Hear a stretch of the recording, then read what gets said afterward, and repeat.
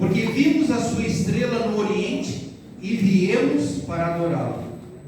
E tendo ouvido isto, alarmou-se o rei Herodes e com ele toda Jerusalém. Então, convocando todos os principais sacerdotes e escribas do povo, indagava deles onde o Cristo deveria nascer.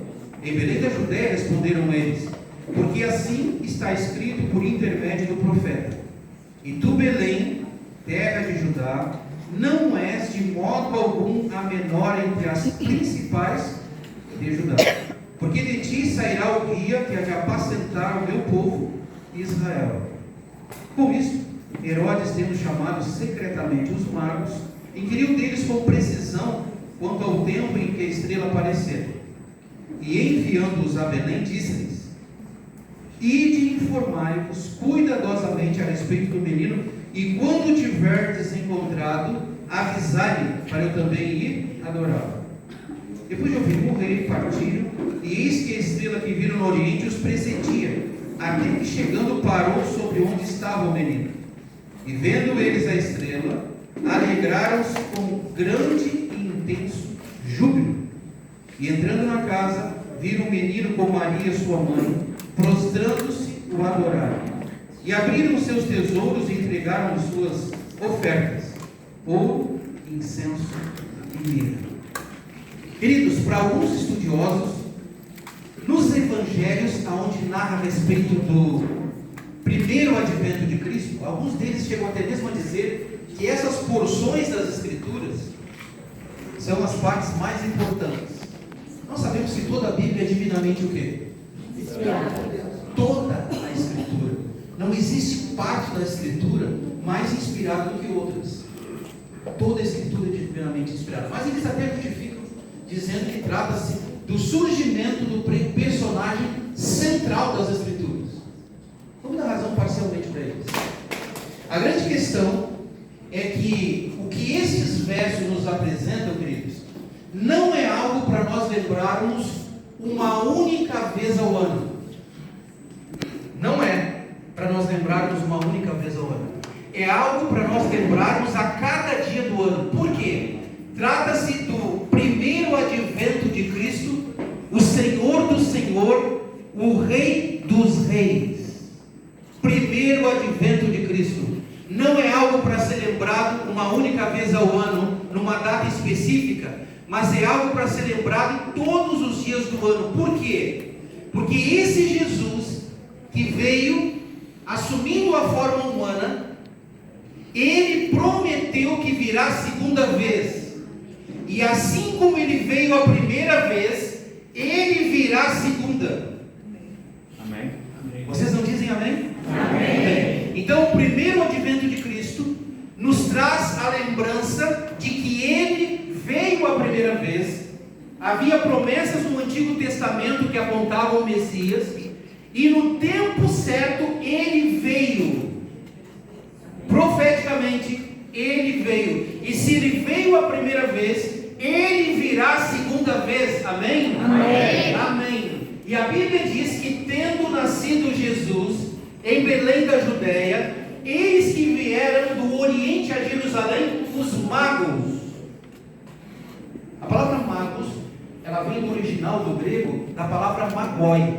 Magoi tem dois sentidos no grego. Um dos sentidos da palavra magoi no grego tem a ver com aqueles que mexem com o ocultismo, com o espiritismo, com a alquimia, com ciências, entre aspas, ocultas.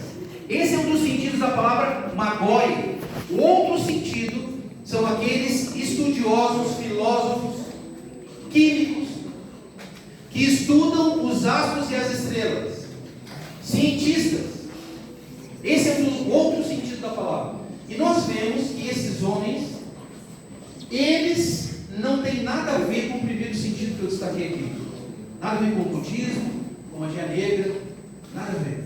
Eles estão enquadrados no segundo sentido da palavra. Eles eram estudiosos, príncipes, eram de uma linhagem real, mas eles não pertenciam ao povo de Deus, a nação escolhida de Deus. E isso chama atenção, porque a Bíblia diz: tendo nascido Jesus. vieram do Oriente a Jerusalém. Pessoas que não pertenciam à nação escolhida de Deus. Isso nos diz algo, irmãos. Algo. Quantos eram? Nós não sabemos. Nós deduzimos que eles eram 3 por causa do quê? Por causa dos 3 presentes. Mas a Bíblia não afirma isso. Nós não encontramos em nenhum lugar da Bíblia a afirmação de que eles eram 3. Nós deduzimos. E vocês sabem que alguns que dizem, aquela lenda do quarto rei mago, né? Que se perdeu, etc. É uma lenda. Mas ainda contos por aí que eles eram 12, de acordo com as 12 tribos de Israel. E aí, a Bíblia não fala quantos. Se a Bíblia não diz, é porque não é relevante. A grande questão é que nós deduzimos que eram 3 em função dos presentes, mas nem por isso podemos afirmar. Não sabemos quantos eram, mas sabemos que eles foram convocados para o maior acontecimento da história, o primeiro advento do Rei dos Reis e Senhor dos Senhores. Estes homens que não pertenciam à nação escolhida foram convocados para o maior acontecimento da história, o primeiro advento. Quem foram convocados? Os magos. Da onde eles vieram? A Bíblia diz que eles vieram do Oriente a Jerusalém. Alguns dizem que eles vieram da Pérsia, outros da Arábia, outros da Caldeia. A Bíblia também não menciona. A Bíblia não dá destaque geograficamente, pontualmente, da onde vieram, mas por que vieram. Eles vieram para se encontrar com o Rei dos Reis e Senhor dos Senhores no seu primeiro advento. Estes homens, que não pertenciam à nação escolhida de Deus, eles foram convocados divinamente, irmãos. Os anjos de Deus se aproximando do nascimento de Cristo, o primeiro advento de Cristo, que as profecias do Antigo Testamento apontavam, próximo ao cumprimento dessa profecia, os anjos de Deus saíram pela face da terra para recrutar pessoas para o maior acontecimento da história. E quem que os anjos encontram? Os anjos encontraram inicialmente os pastores, que era uma classe desprestigiada dos dias em que Jesus nasceu. Estavam conversando sobre o Messias, sobre o primeiro advento. E os anjos apareceram para os pastores cantando, anunciando o maior acontecimento da história. E quem os anjos encontraram? Uma classe que não pertencia à nação escolhida de Deus, mas eram homens sinceros. Queridos, Deus está à procura de corações sinceros. E Deus não faz distinção, porque o Evangelho é para o planeta Terra. Deus amou o mundo de tal maneira que deu o seu Filho unigênito para todo aquele que nele crê não pereça, mas tem o quê? O Evangelho não é para uma classe específica de pessoas. O Evangelho é para a humanidade. Amém. E lá estavam os pastores. E ali estavam os magos. Queridos, curiosamente, esses homens, eles tinham as Sagradas Escrituras com eles. Eles tinham a Bíblia em mãos. Veja, não pertenciam à nação escolhida, mas tinham a Bíblia em mãos. Eles tinham a Septuaginta, que é a versão grega do Antigo Testamento.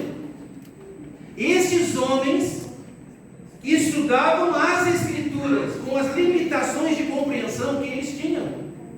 Da onde eles adquiriram as Sagradas Escrituras? Possivelmente através dos judeus da diáspora. Quando o povo de Israel quebrava aliança com Deus, a última cláusula dessa quebra de aliança era o exílio. Quebrava a aliança, Deus enviava advertência aos profetas, e a último item, Deus recorria para trazer Israel para o eixo, o exílio. Eles eram exilados, espalhados, e aonde eles chegavam, eles fundavam uma sinagoga, que servia como sala de aula durante a semana, e no sábado como lugar de adoração. Possivelmente os magos, eles adquiriram as Sagradas Escrituras dessa forma. Queridos, em uma das noites, esses homens estudando os astros e as estrelas, eles se depararam com um fenômeno. uma estrela que nunca havia estado ali. E nós sabemos que não era estrela, eram os anjos de Deus. Interessante que para os pastores, os anjos apareceram cantando e anunciando. Por quê? Porque os pastores compreendiam as Sagradas Escrituras. Mas para os magos que nada compreendiam, eles foram dirigidos por uma estrela. E em visão, esses homens foram orientados a seguir aquela estrela, que eram anjos.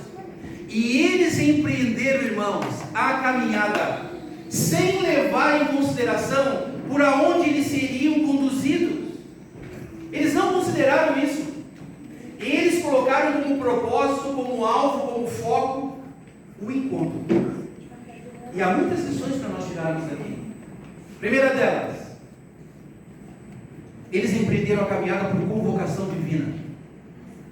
Eles não levaram em consideração quais seriam os caminhos que eles seriam conduzidos, os obstáculos que enfrentariam. Eles consideraram somente o desejo do encontro. Olha que semelhança que existe entre eles e nós, irmãos. Nós um dia fomos convocados espiritualmente para empreendermos uma caminhada espiritual, para nos encontrarmos com o mesmo rei que os magos se encontraram. Eles no primeiro advento, nós no segundo advento. Nós não sabemos quais caminhos Deus irá nos conduzir. A Bíblia não promete caminhos de facilidades para o encontro com Jesus. Não há essa promessa na Bíblia. O púlpito popular prega isso. E quando você aceita Jesus, a tua vida vira um mar de rosas. Isso não é bíblico. Isso nem tem apoio da Bíblia, de Gênesis a Apocalipse. O apóstolo Paulo diz que quanto mais nós imitarmos a Jesus, pela ação do Espírito Santo em nós, mais nós seremos alvos dos ataques de quem? De Satanás. Olha bem, quanto mais nós nos assemelharmos a Jesus, mais nós seremos alvos dos ataques de Satanás. Eu pergunto, aonde é que está o caminho de facilidade do cristianismo? Jesus falou assim: no mundo vocês vão ter o quê? Aflições. Mas tem de bom ânimo, eu venci. Queridos, as luzes do Natal não podem ofuscar a realidade de que nós estamos num planeta aonde Satanás e os seus anjos atuam ainda. E a Bíblia diz que nesta caminhada Satanás anda ao nosso redor como um leão, buscando a quem possa o quê?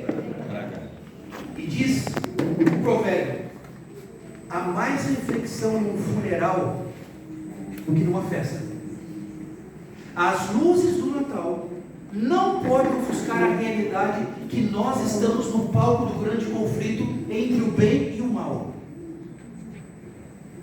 Esse momento de final de ano não deve tirar de nós a lucidez de que nós estamos no palco do grande conflito entre o bem e o mal. E eu não sei, querido, qual é o caminho que você vai ser conduzido para o encontro com o rei, o mesmo rei que os magos se encontraram. A diferença é que é o segundo advento. Eu não sei qual o caminho que você vai andar. Cada um de nós tem um caminho a percorrer. Talvez alguns aqui irão percorrer o caminho, daqui a pouco, o caminho da doença. É isso, irmãos. O caminho. Daqui a pouco nós vamos andar neste caminho sem as pessoas que nós amamos e gostaríamos que elas andassem conosco.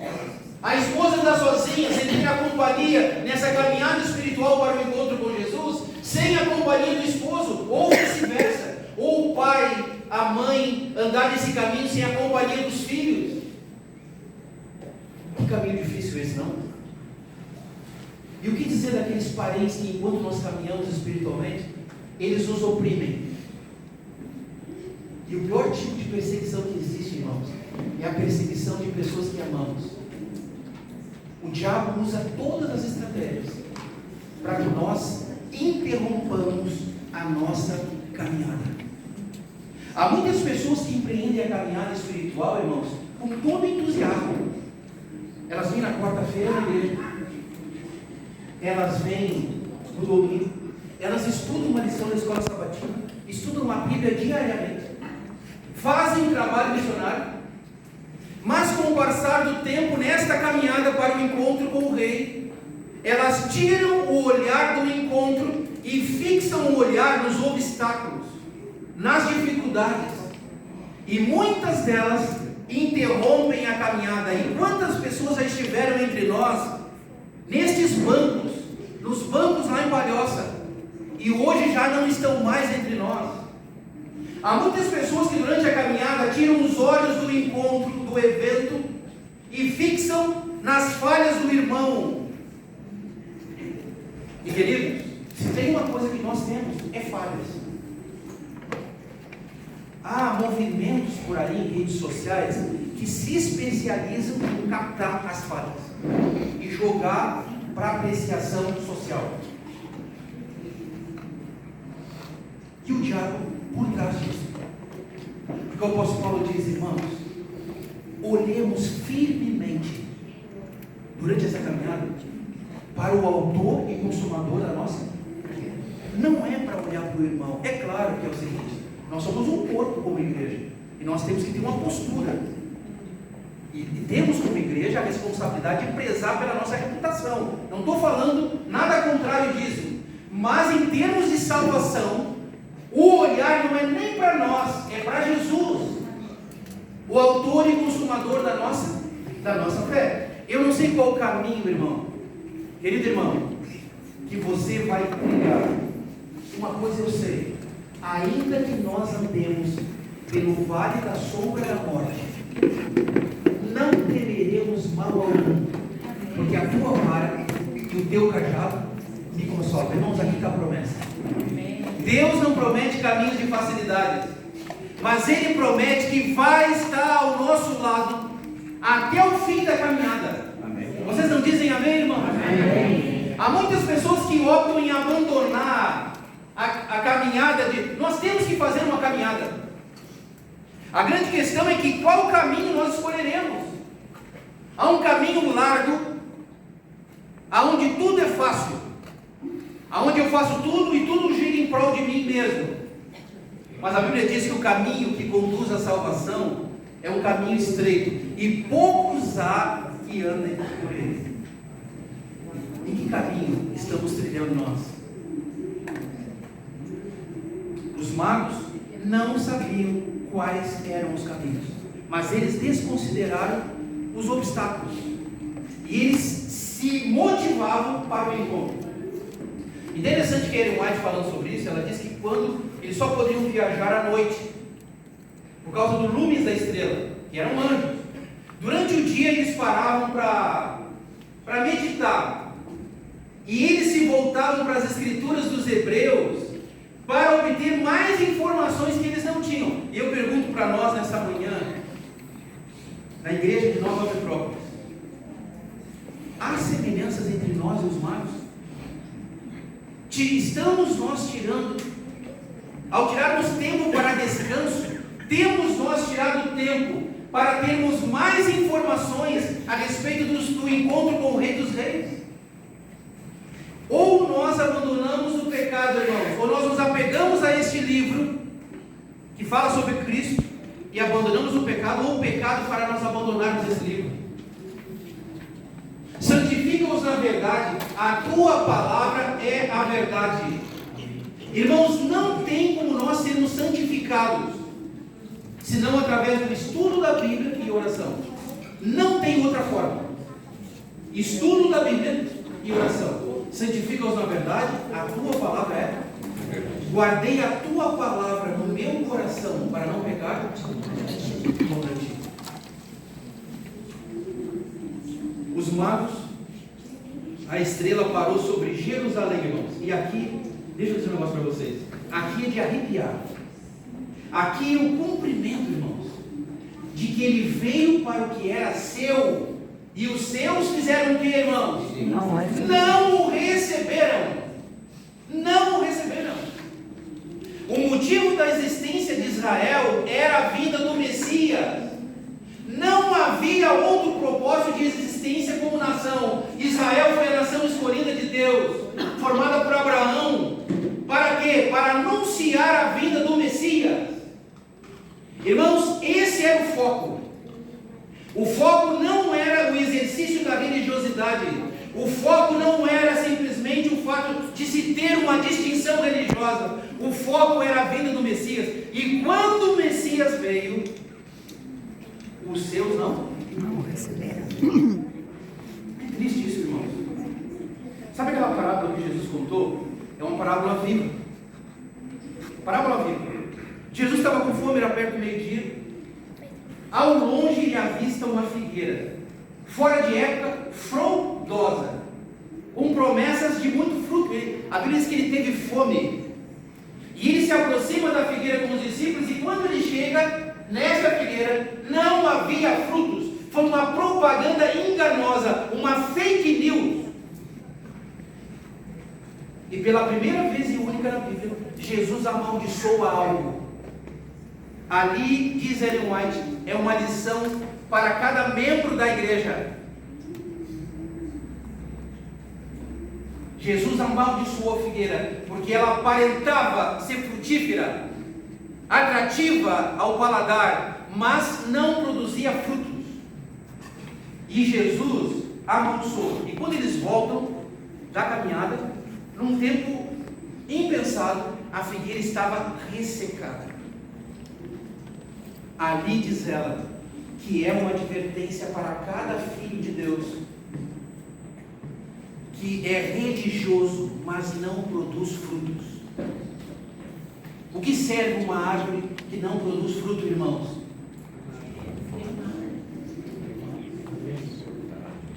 É uma advertência para cada um de nós.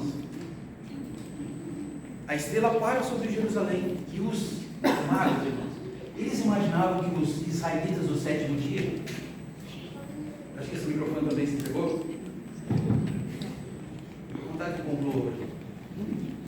Irmãos, eles imaginavam que os israelitas do sétimo dia, eles estariam em festa. Imagina Natal, irmãos, luminárias.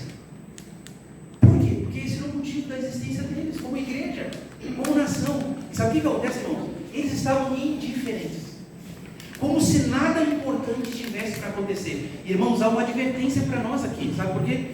Porque Jesus falou que próximo à segunda vinda deles, ele disse que haverá excesso de religiosidade. Ele falou muito, um dos sinais da volta de Jesus, segundo advento: muitos virão em meu nome, dizendo eu sou o Cristo. Mas ele destaca algo interessante, irmãos: haverá fé na terra por ocasião da vinda do Filho do Homem. Observem aqui: excesso de religiosidade e ausência de espiritualidade. Qual é a diferença então? Eu posso ser religioso, e Israel, irmãos, era religioso em extremo. Eles dizimavam até o cominho e o hortelã, irmãos. Eles inventaram 1500 tipos de leis para que o sábado não fosse quebrado. Extremamente religiosos, mas quando o Messias veio, eles não perceberam. Isso quer dizer o seguinte: que ser religioso não significa que eu sou espiritual. Há muitas pessoas aí fora, irmãos, que não são religiosas, mas são espirituais, e no tempo de Deus elas se tornarão religiosas. Mas há muitos religiosos que deixarão de ser membros dessa igreja porque não são espirituais. E o que é espiritualidade? Irmãos, espiritualidade é desenvolvida. As coisas espirituais se discernem de que maneira? Espiritualmente. E como que eu desenvolvo espiritualidade? Através da comunhão pessoal com Deus. E comunhão pessoal com Deus, queridos, é estudo da Bíblia e oração. Quanto tempo nós temos tirado, irmãos, para orarmos e falarmos com Deus, como diz aquele antigo hino: que tempo já faz que não oras a Deus, abrindo os segredos da alma. Quer ver um exemplo terrível? Jesus foi apresentado no templo, né?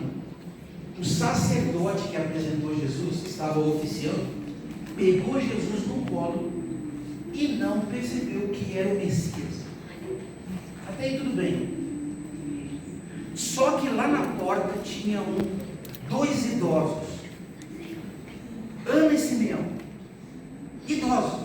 Ele e Simeão já era um sacerdote aposentado, lá na porta. E quando Maria se aproxima com José, o Espírito Santo diz para ele: é aqui o Messias. E Simeão pega Jesus no colo, irmãos, e diz: o Espírito Santo me disse de que eu não morreria sem ver o Messias. Qual a diferença? Um sacerdote oficiando em atrativa, um outro aposentado. Qual foi a diferença ali? Espiritualidade. Jesus disse que haverá um excesso de religiosidade por ocasião do segundo advento, mas ele pergunta: haverá fé na terra por ocasião da vinda do Filho do Homem? Irmãos, está na hora de nós nos levantarmos como igreja.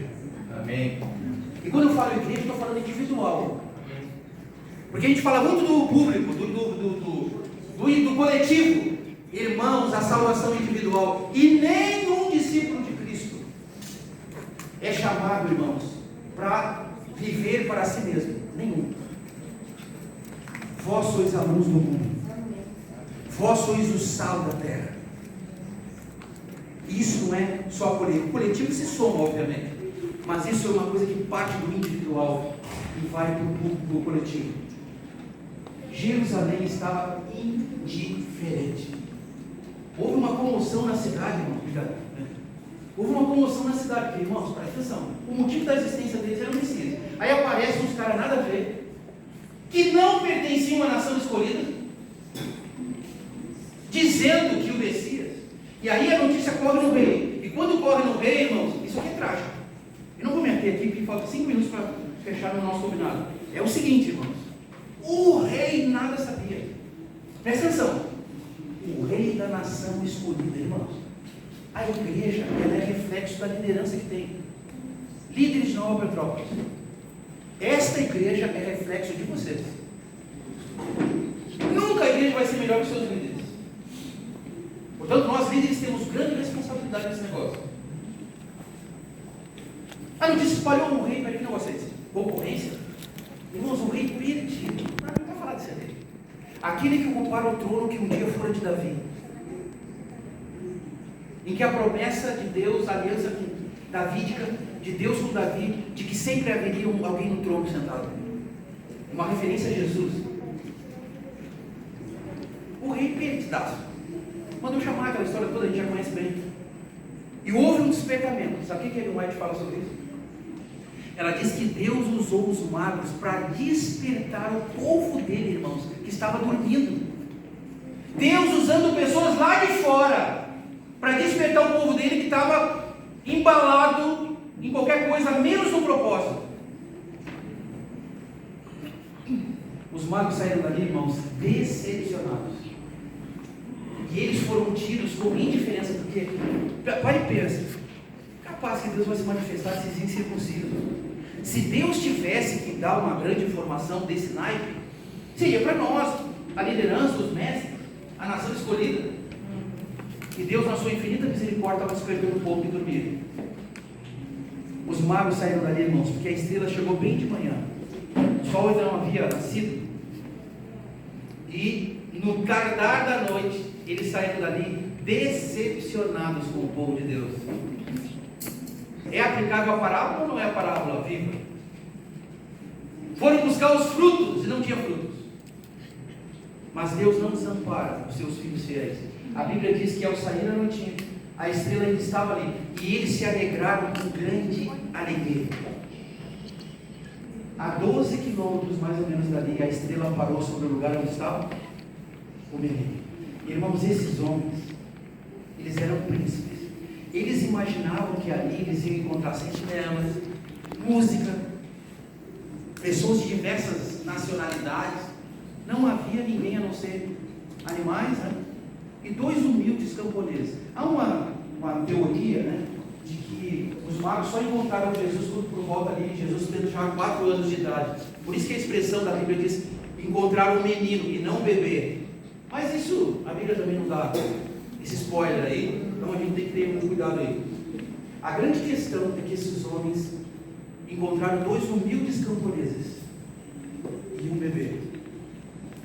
Olha, o primeiro advento, irmãos, foi de uma forma muito simples. Mas não será simples o segundo advento. Mesmo rei, circunstâncias diferentes e impacto diferente. Mas a Bíblia diz que esses homens, ao repousarem os olhos em Cristo, eles se ajoelharam e adoraram a Jesus. Que privilégio, não?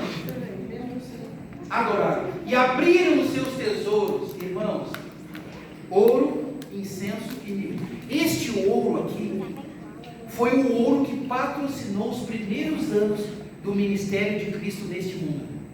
Sabe quem patrocinou o ministério aí da fuga para o Egito? O ministério de Jesus nos primeiros anos. Sabe de onde é que veio o recurso de patrocínio? Dos gentios. Não foi da nação escolhida, tão abençoada por Deus.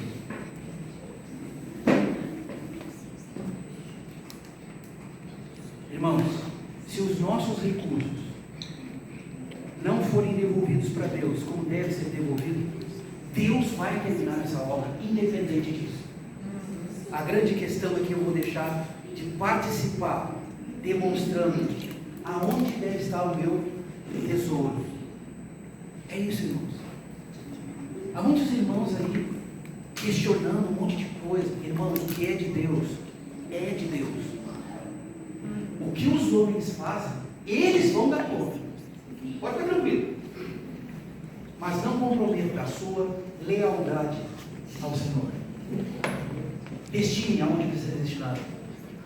Não brinque com aquilo que Deus separou como sagrado e santo.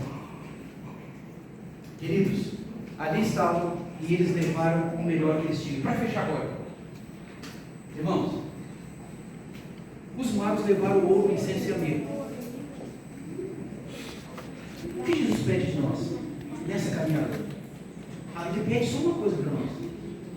Não pede aí. O que ele pede? Ele pede: dai-me, filho meu, o quê? O teu coração. Aonde estiver o teu coração, vai estar o teu tesouro. Querido, aonde está o teu tesouro? E ele pede, irmãos, o pior de nós. Vamos ser sinceros. O nosso coração é o pior do que nós podemos oferecer para Deus. Porque a Bíblia diz que corrupto é o coração do homem. A Bíblia diz que há caminhos para o homem que parece direito. Olha o coração de... Mas o fim dá lá na morte. Mas por que ele pede o coração? Porque ele tem poder de transformar o nosso coração. Ele é o cardiologista que vai dar jeito no nosso coração. Por isso ele pede. Só que ele pede